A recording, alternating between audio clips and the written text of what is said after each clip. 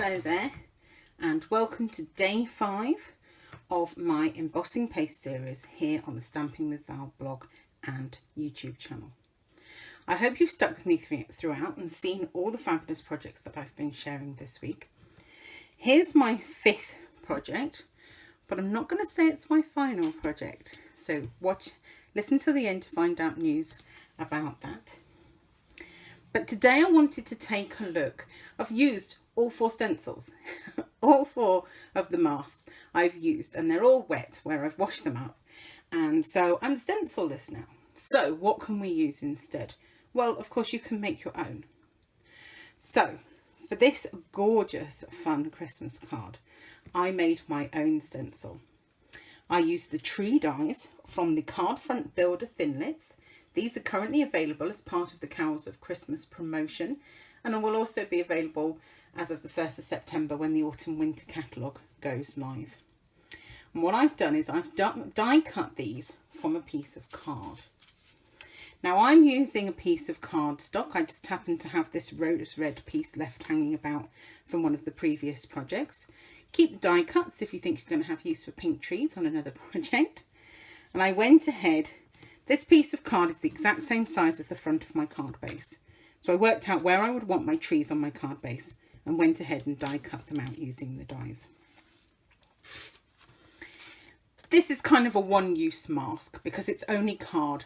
So like these, it gets damp with the embossing paste, and that's kind of it.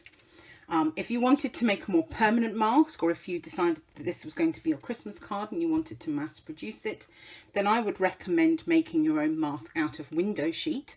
That's the clear, thin plastic that Stampin' Up sell, that's great for shaker cards and other fun projects like that. And that will obviously wash up in the same way that the masks do, and you can use it over and over again. So if you want something more permanent, use that. But if you think it's just going to be a single card you're going to be making, then a piece of thick cardstock works just as well. So, bring in my card base. And I'm going to position my over the top. And this is why I made it exactly the same size as my card front, because then it just fits perfectly over the top. I'm going to mask it, or washi it I should say, to the desk, but the wash is only actually attached to here, it's not attached to my card base. The other thing that I'm going to do, and I haven't got it out, mine's really old, look, it's still got blue. My trees actually have a little bit of Dazzling Diamonds glitter shook on them, like we did the glitter technique yesterday. So I'm going to be doing that as well. And then you're just going to apply your embossing paste exactly the same way that you have the rest of the week. So just getting it onto the back of your palette knife and applying it over the top of your mask.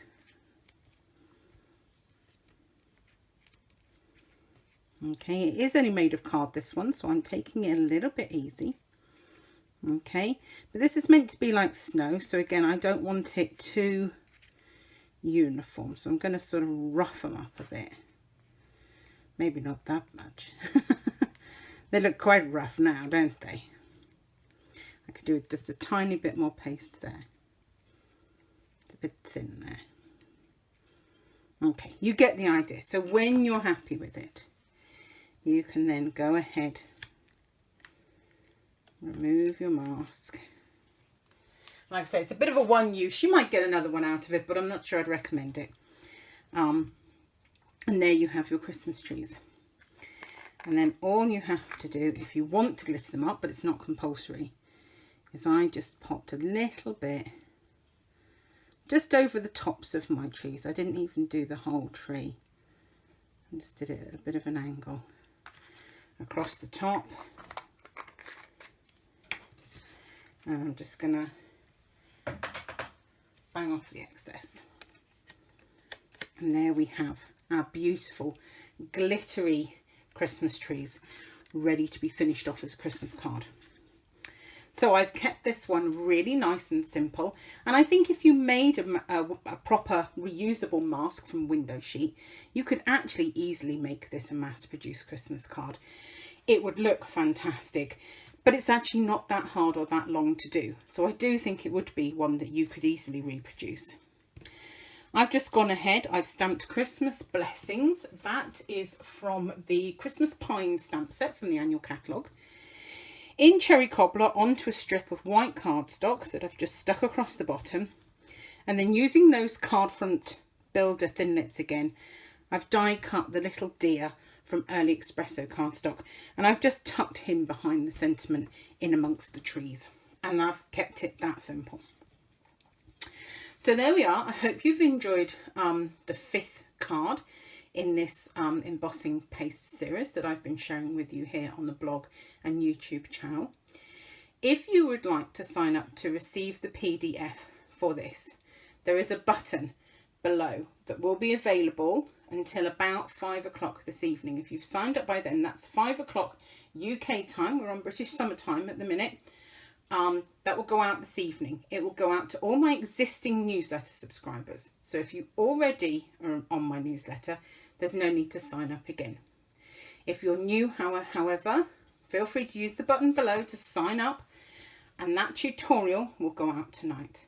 Now on that tutorial is actually a 6th bonus project with link to a video that is exclusive to the subscribers. You're not going to find it anywhere else. So I hope you'll sign up. You'll then become a member of my newsletter list. Should you happen to be watching this after that 5 o'clock deadline, perhaps you found me via Pinterest or some other blog searching tool, and you found me later than that, I will change the link. I will have changed the link, so it's still good for you to sign up, and what you'll find is that you'll sign up onto a different list to receive the tutorial as part of the sign up collection, and then you'll be added to my newsletter list later. I know what I mean. So use the button, whatever button is there when you sign, when you look, that's going to work and you're going to get it one way or another. So I hope you'll sign up for that and get my 6th project tutorial, or my whole tutorial with all the projects plus the 6th bonus project on there. Thank you ever so much for your support this week. Remember that you can buy any of the products that you've seen this week from my Stampin' Up store if you live in the UK. I do hope you'll support me and pop over, grab yourself some embossing paste and palette knives, maybe some glitter and re-inkers, and I hope you'll join me in having really good fun with some of these techniques that I've been showing with embossing paste. Thank you ever so much for watching, and I'll see you soon. Bye bye.